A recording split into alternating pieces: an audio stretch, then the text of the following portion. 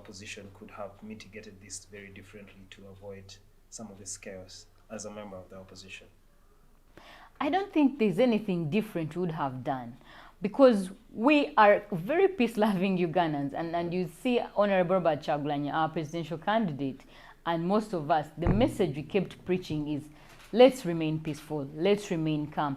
Those guys really chose to provoke us in very aggressive ways. They chose to violently attack us in every angle, even when you're trying to be peaceful. And you see that for us to try to keep our calm, we really tried by the very hard, very difficult, but to try, because people's angers were flaring, people were extremely annoyed. We were losing people, we were losing friends, we were losing family, we were losing colleagues in the election. So there's nothing you can say that the opposition could have done differently. How? We would make appointments, alert police, notify them even when we didn't have to notify them, because we don't really have to notify police. We were following our timetables, our schedules for the meetings, the rallies we are supposed to have, with the numbers we are supposed to have. And what would happen always? The police would always come in and manhandle everyone. The police would always come in and just beat up everyone. So what do you expect when you're put in such a position? How different would you have reacted then? Clearly. You clearly saw examples of where Honorable Kyagulanyi and his team were denied access to hotel rooms to rest. We are denied access to certain routes that were already, agreed upon by the police and the teams, the campaign teams. So then what do you do? But when you're working with a dictator and under a dictatorship, you don't expect any peace. You don't expect any compromises in terms of, can we let these people be here and there? You just know that it will be an iron fist all the way. And so we had to brace ourselves for that. By any chance, are you still, do you get, as a party, this is in general, because the government clearly has not given them any tech, so that are you in touch with any of these victims from the elections? Yeah. Is there a way for them? Or? As a party, we have really supported the families of so many of our comrades who died in the elections. We have also supported the families of most of our colleagues that were imprisoned, arrested and imprisoned, and those that are still missing, because we have a number of them as well that are still missing, that are held incommunicado. We don't know where they are. We don't know whether they are in prisons or they are dead. Or, for example, John Bosco Chimbala, that guy has gone missing for the longest time, I think, ever. We keep calling for him, but we don't know where he is. In prisons, they are telling us he's not there. His family says he was arrested, he was kidnapped right in front of them by the army. So you keep looking for people, for some of our colleagues, and we can't find them. But we keep track of all these. We have all their names, those that are reported. We encourage most of the people around the country to come to our offices and to report the missing people, the dead people, those that have been arrested. We keep track and we give them our full support as a party. We have looked after their families. Of course, we can't do everything that their people would have done for them, but we do what we can. We don't leave them hanging. Interesting. We will slide into the just recently concluded 2021 elections. What's your just general view on them, so that we can really, on the elections, what do you think of them? I think that was not an election. I think that was something that looked like an election, but it wasn't an election. Also, I know General Museveni organized that for sure, to show that Uganda is democratic and it holds elections after 5 years.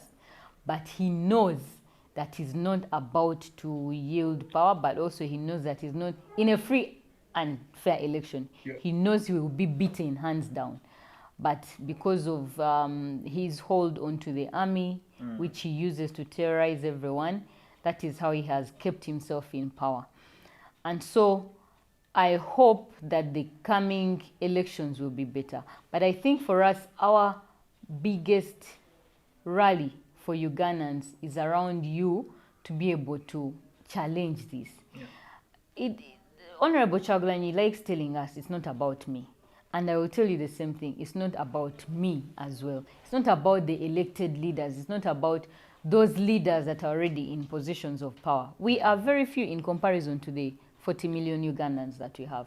Because if we currently have only 529 members of parliament. Only 529. Of course, these are very many, but in comparison to the general population, 529 is a handful. Yes. And so we cannot create and effectively have any desired change that we need. But if we rally everyone, every Ugandan, all young people, all women, all elderly, if we all are able to rise up and say and speak strongly about the despotism that we have in this country, I think it becomes easier, and then we can get the dictator out of what? Out of power. But if we simply say, let Chagulanyi do it alone, he will be the face, but he needs people to back him up. He needs people who will continue the fight when he's not around, because, you know, as long as you pull out your head, you become the target. And when the target is no more, then what happens to the cause? So I think that the people power movement should continue and should mobilize aggressively. I think it shouldn't just be a 2021 slogan. I think it's important for us to have national unity as a core factor for us to eradicate despotism out of Uganda and dictatorship. I think these small things that divide us, like tribes, religion, I think those are things that we can work around. We can even overcome to be able to get ourselves the leaders that we want. So it's still a very far cry for Ugandans, but I think Ugandans, we shouldn't give up. We shouldn't lose hope. We can do it. We have seen Africans do it. We can also do it. Let's just believe and let's act. There's a strong, they don't want to call it a rumor, but a general opinion carried by the public that one of the other reasons the opposition is failing to take over power is because there's no harmony between all the Uganda is a multi-party country, so there's no harmony amongst the opposition parties, and this gives the strongest, because of course it's in power, gives it grip to this, to use that as to its advantage to then take over power, because we do not have the unity amongst, you do not have the unity amongst you people that are opposing the government. I think for me that's a blame game, because opposition has always been opposition, and in a multi-party dispensation it's extremely difficult to get all opposition working together, because these are individual political parties that need to grow their political mileage. So it becomes difficult for you to say we are going to have this party and this party all uniting to fight against one party, because as we have always known, political parties will always front their biggest agenda and their biggest desires. Yes, we would have wanted unity, because despite being in different political parties, there are certain things that unite us as a country. For example, if we want our health sector to improve, that's a unity call.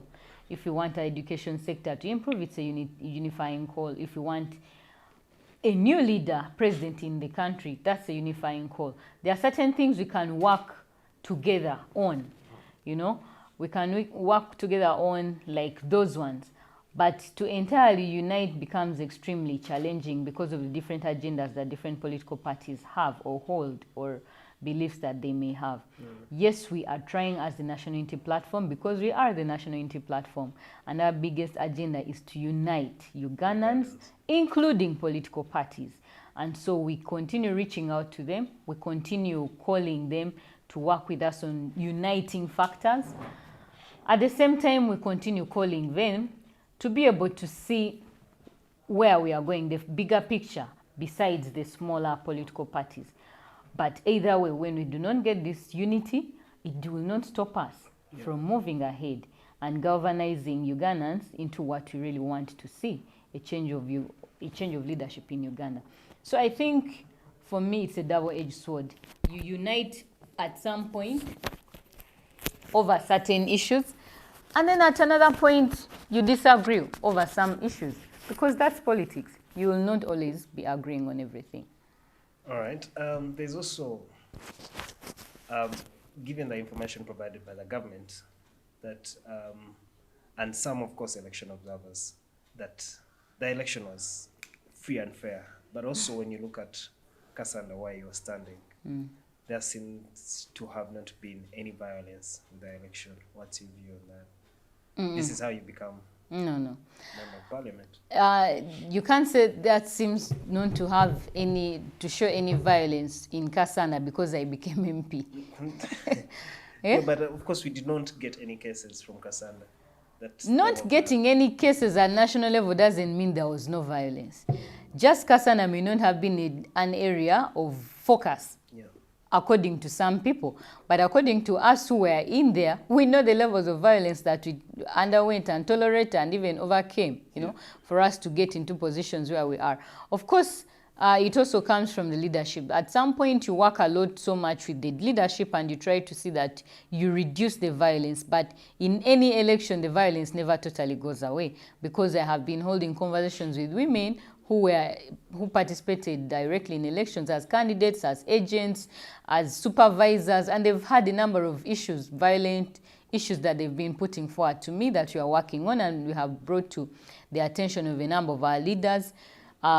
Of course, violence everywhere is violence, whether it's subtle, whether it's outright violence. It is violence. It remains violence. It remains that someone harassed you in one way or the other. Someone violated your rights in one way or the other. We have a number of people in Kasanda that were unable to vote because they just changed polling stations at the last minute.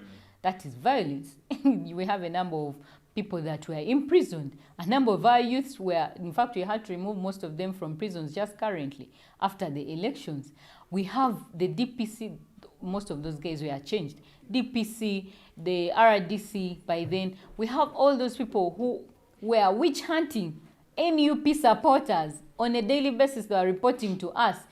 Our agents were hiding away from their homes. They were living in bushes and forests and, trying to find survival because they were being witch hunted for in their homes, So it becomes extremely difficult for us to say that Kasana was not violent because it produced Flavia Kalule as its MP, or there were no levels of violence that were highlighted during the election.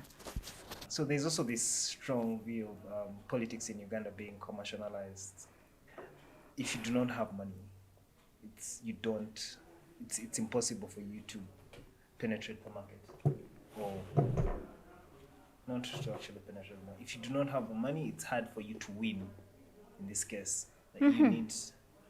How do we then go about that? Because if it's about money, it also puts me in, as a young person out there who wants to come and probably stand for elective position and change something in my nation. What's in for me if I do not have access to the kind of money that is being thrown around in politics? It is very disheartening to see that, and extremely shocking and saddening to see that our politics has been highly commercialized, monetized, and it's difficult to break ground in any territory, despite even when you are willing to work with people, you are willing to learn and to lead them in our country. But this is where we are. Of course, I had a number of incidents where people were asking me for money, but I think for me, it also depends on the person. How do you deal with this whole issue of commercialization of politics? Are you participating in buying people so that they can give you the votes? Or are you the kind of person who is just who is looking for a vote innocently, and people keep telling you, if you don't give us money, we are not going to do what? We are not going to vote for you. No, I had both. One, they would ask me for money, but I would tell them I'm not going to give you my money because I would want you to vote for me basing on A, B, C, D. And I would highlight why I would want them to vote for me, not because of the money. And I would tell them straight to their faces. Some people would get angry, some people would get annoyed, but it created a lot of conversation, civic engagement around the issue of money and voting for leaders. So you would leave the community debating on that. No, she's right. It's good she hasn't given us money because we need her for ABCD. Or you see, these people who used to give us money, they so-and-sos, eventually they were also dropped. Because what did they do for us? They never did this and this. So I think for me, there is need to raise more civic consciousness around the issue of commercialization of politics and the reasons why people need to vote for leaders basing on what they are going to do for them and not basing on the money they are giving to them. Any candidate should also be a civic educator in an election. You don't just go to look for the vote. You should be able to raise awareness on so many civic education issues, and that kind of helps you and eases your path for you. Of course, we have a number of young people that were left out because of this. We have a number of women, I already talked about it, that were left out because of they couldn't raise the resources. Politics is extremely expensive, and even when you're not buying people. For example, you need fuel on a daily basis to move you around. You need to do some posters, and now in a district as big as mine, 20,000 posters are nothing, 40,000 posters are nothing. You need a number of posters, which are really many, like for you to be on every village at least. So it becomes extremely expensive, but it's also important to build allies with different people who can lift the burden off you at some point. I had a number of civil society organizations that chipped in for me and that really helped me. Women's rights organizations raised resources for me, for my campaign, because it's also the challenge of, can you fund a campaign of someone you believe in? You believe that you'll be able to work with you as an ally. Because at the end of the day, if civil society organizations cannot zero down to about 10 or 20 MPs that are running for parliament and say, these people, if we fund them, they will be able to work with us at the end of the day. These are like-minded people. These are progressive people. These are poor people. We can work with them. Then it's difficult if you come to me and say, Flavia, can you help me pass this law when I'm already in parliament and you did nothing for me to get me there. But now I'll also have an attachment to you and say, oh, these guys gave me everything, so I should be able to deliver on some of their promises to Ugandans. So I think building allies, but also trying to empower our colleagues more economically so that they can know that this is not the only source of employment, because some people are looking for the money, but also to know that in order for me to run an election, I should be prepared. I got some young people, and I would laugh at them, of course, because they came to me for mentorship. Some I would laugh at them, some I would guide and say, okay, you can. You cannot join an election just 3 months to an election and hope you're going to win. That will be an extremely expensive election for you. You need to give it time, because if you don't have money, because most people who join an election 3 months to know they are just going to buy their way out for the votes. But now you don't have money and you're joining 3 months. You need to sit deep in people's hearts. It took me 5 whole years to win this election. 5. Every year, every weekend, I was in Kasanda. I was over the media. It takes a lot of building networks, relationships with different stakeholders, with different people. So I think some of the commercialization we can mitigate for ourselves. Interesting. Now, as we really conclude this, you've spoken about violence, tortures, and elections in the previous covered elections. Has any of these tortures affected you as an individual? Of course. And your party? And how Of so? course. Of course. You cannot see a dead body, a friend you've been with on the campaign trail, being shot down in front of you and you don't get affected. You know, most of these NUP people, the young people, that were either run over by police cars like Rita, that was just run over, Naukera, but that was just run over by a police car, Francis, most of our guys that we look at, Danche, that we lost, whose lives we lost during the campaigns. Those are people we knew as an NUP leader. These are people I interacted with almost every day on a daily basis. I knew them by name, I knew their families, I knew their children, I knew their wives, I knew their husbands. So it becomes extremely mentally disturbing for you as a leader that you're putting this people in harm's way. First of all, there's a huge element of feeling guilty that they are here with you. And then you remember, and these are conversations we keep having with the women in NUP and with some of them, and they say, but you did not bring us here. We brought ourselves. You know why? We are here. So they also feel that they have a responsibility towards their country, and that's why they are here. It leaves you shaken. It leaves you totally different. It leaves you a different person. You can't remain the same. I can never forget the day I took Rita's body to her parents' home in Bonamwaya. That sense of loss, you know, this is a person they had entrusted to us. This is a person who we've been working with. And then you take her lifeless body back to her parents, and you lay her there in their sitting room, and you're looking at all these people that had a lot of hope in her. As a leader, you can't remain the same. There are so many things, there are so many incidents you remember and reflect on and say, as a country, have lost so much. As a country, have lost young lives we can never repay. Yeah. As a country, we are killing the future of the young ones, because then how is that young person ever going to look at a soldier or a policeman who was responsible for murdering their parent? Will they look at them the same way? Will they look at their children in the same way? So many questions arise, definitely. What is the party doing to get justice for these members and their affected families? Of course, we have a number of court cases in court that you put in order to get justice for them. And we are still demanding for justice to be brought, especially for the perpetrators, because we have videos, we have shown Ugandans, we know some of the perpetrators.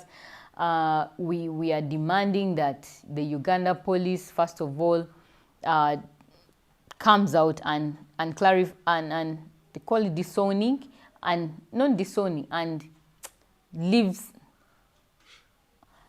what is it called? Like, they need to let go of these people. They don't need to continue working with them, that's one. And then they need to imprison them.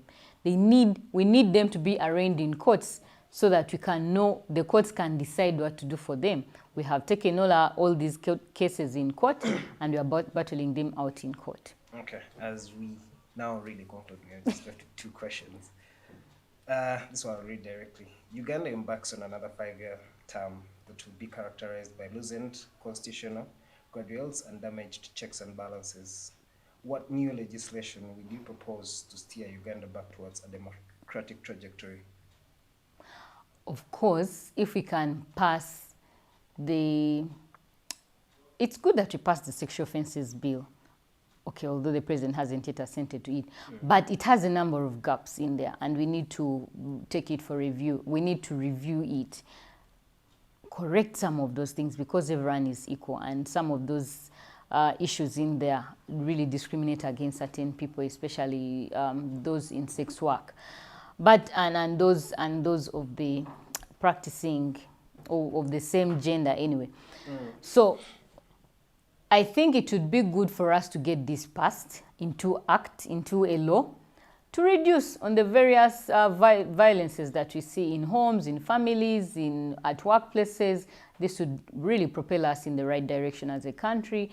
This currently, the Land Act that is coming into amendment into Parliament, I think there are so many land issues in Uganda, and if we can give Ugandans a better land law, I think it will be a blessing for all of us, but one that is not going to suffocate them, one that is not going to infringe on their rights. I think if Parliament can focus on passing pro-people legislation, I think that will be a bonus for our country. It would work towards getting us to where we want. And most importantly, if Parliament can review the Constitution and trim the powers of the president, he should also not be the appointing authority of so many people, including the Electoral Commission, so that at least we can have a truly independent Electoral Commission. Then that would also be one way of steering Uganda to the right path, among others. All right, as we conclude now, what message do you have for the young people like me, and most especially the women you have strongly represented in regards to political participation? I think for me, one is you need to believe in yourself. It is very important that you believe in yourself and believe and learn to dream big. Learn to aspire for more. Don't settle for less. Because ideally, if you keep saying that I will not manage it, if it's not me who should be in that position, how will I look like in that position? Then who else is it going to be? Get faith. You said they tell us that faith is as long as you have faith as small as a mustard seed, you're good to go. So believe in yourself with the smallest of faith that you can acquire or you can garner and be able to achieve your dreams. And know that the things that we do are not rocket science. The things we do is representing people, speaking for people, basically you're not there alone. Consult with people, because the people are basically going to give you everything you want to say and you want to fight for. So love human beings, work with them, work for them as young girls and young boys. I feel it's important that you acquire the education that you need, because the academic credentials are also a bonus for us. Most of us like dropping out of school, especially the young girls